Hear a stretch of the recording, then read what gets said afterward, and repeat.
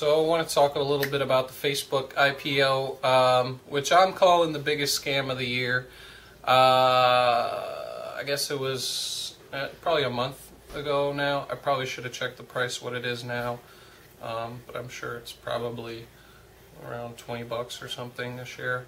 You know, the thing with it was that our economy today, as it stands, is that the big financial companies, and Goldman Sachs and JP Morgan and all these companies, they know that you're only going to make a lot of money if you're doing the new cutting edge, you know, financial schemes and tricks. And in today's day and age, the real way to make money is not on things that are doing well, because that stuff is too transparent. That stuff is too easy for anybody to say, oh yeah, this is making money, you know, invest in that. It's too easy to do that.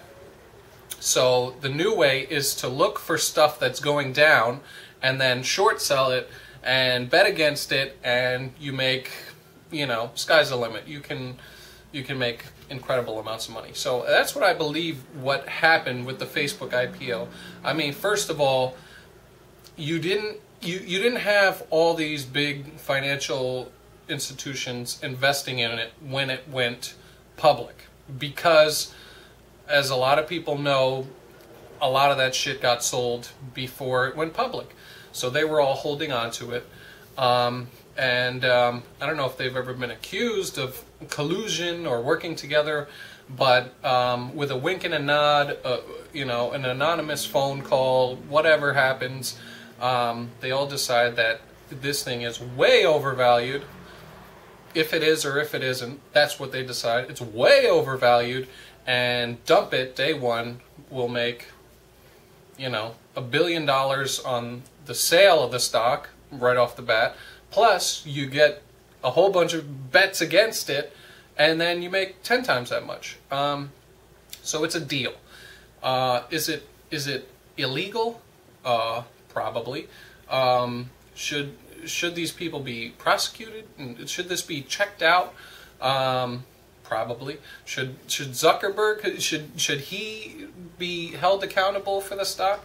Probably. I mean, if someone goes to him and says, hey, listen, Zuck, you know, you're probably going to make, you know, 15, you know, 16 billion when the stock goes live. We'll set it at this price. But, you know, Zuck, listen, if we just overvalue, say we make it, you know, valued a little bit more, you could be worth, you know, 17, 18 billion when this thing goes live, you know? And it's like, well, Zuck goes, you know, that's not a bad idea. I wouldn't mind having an extra couple of $1 billion, you know. I want to be in that Forbes top 50 list and stuff like that. You know, hey, you know, do it, whatever. So there's, this is really, I don't know. It was a big scam. I don't know how they got away with it. I guess nobody seems to care. It's just, you know, big money, making more money. Who cares, you know? Does anybody know anybody that actually bought the stock? I knew one person that, you know, said, hey, I bought a couple of shares when it goes live, you know, Facebook. And they lost money, of course, because the stock went. And on top of that, on the day of the trading, this was another one, good one. It was supposed to open at 38, but somehow there was a glitch in the system, and they took a bunch of orders that just get piled up and piled up, but they said they couldn't process them, so the stock started at 42 for whatever reason, because they had all these pre-orders and everybody's ordering, so they think, oh, we have tons of buyers, nothing's getting processed, so that makes the stock go up to 42, and it stays there for a couple of hours, so people think, oh, well, that's the buy-in price. Oh, and it already went up, you know, $4, so I already made money, so people kept putting in orders, and then they process all that stuff, and they realized that all the original shareholders were dumping who knows millions amount of shares on day one, and the stock fucking plummets.